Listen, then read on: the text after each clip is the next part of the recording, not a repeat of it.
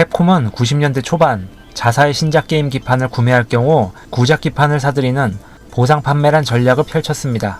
이것으로 게임센터는 신작 게임을 사면 매상에 도움이 되지 않는 구작 타이틀을 저렴하게 처리할 수 있어 서로에게 도움이 되는 마케팅입니다. 하지만 생각보다 판매가 신통치 않았고 1993년 슈퍼 스트리트 파이터 2가 출시될 시점부터 CPS1 기판을 처분할 정도의 수익이 나질 않아 점차 회사 창고에 쌓아두게 됩니다.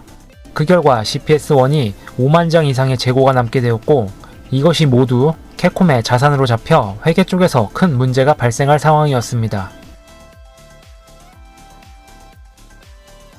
당시 전무이사 오카모토 유시키는 영업팀에서 재고를 모두 없앨 수 있는 게임을 만들어 달라고 요청받았습니다. 그래서 그는 후배들에게 부정적인 재산을 넘겨주고 싶지 않았고 베테랑 제작진을 모으면 CPS1을 활용해 게임을 만들 수 있을 것으로 생각했습니다. 그리고 스트리트 파이터의 이름을 빌리면 재고를 모두 소진할 수 있을 거라는 답을 내립니다. 기획이 시작될 무렵 제작진은 스파 제루의 캐릭터가 3개월 안에 완성되지 못하면 회사가 도산한다는 말을 듣게 됩니다.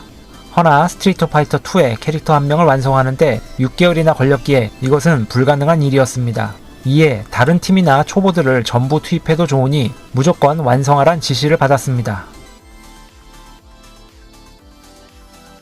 문제는 베테랑 제작진이 대부분 스트리트 파이터 3와 스타 글래디에이터를 만들고 있었기에 실제 제로 개발팀은 중견 제작자와 격투 게임 제작 경험이 없는 다른 제작 팀원들로 구성됩니다. 회사 측도 이 프로젝트에 큰 기대는 없어서 회사의 도산을 막기 위한 면피용으로 빠르게 만들려 했기에 제작진도 기획은 가볍게 진행, 캐릭터 작업에 모든 것을 쏟아부었습니다.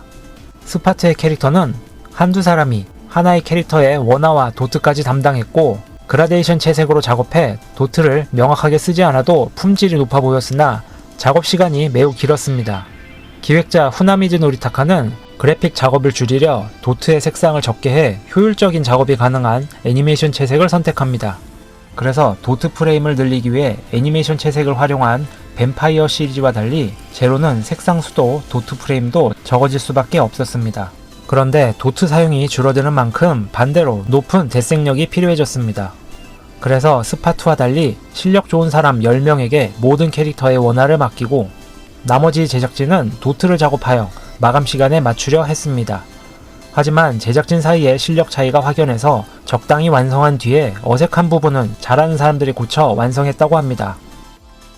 제로를 힘들게 완성할 무렵 오카모토는 뜬금없이 영업팀으로부터 CPS2로 판매하면 수익이 더 커질 테니까 제로를 CPS2로 이식해달라는 요구를 받았습니다.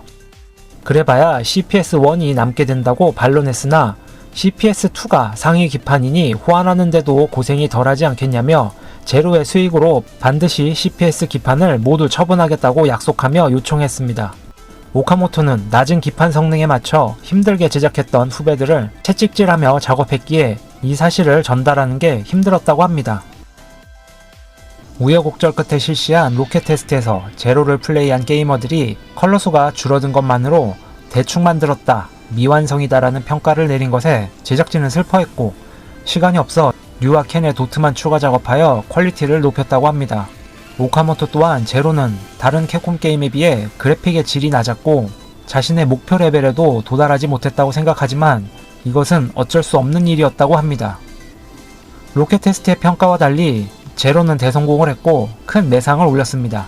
그런데 약속과 달리 CPS1 기판의 재고를 처분하지 않았고 오카모토에게 다시 한번 재고 처분용 기획을 요구했다고 합니다.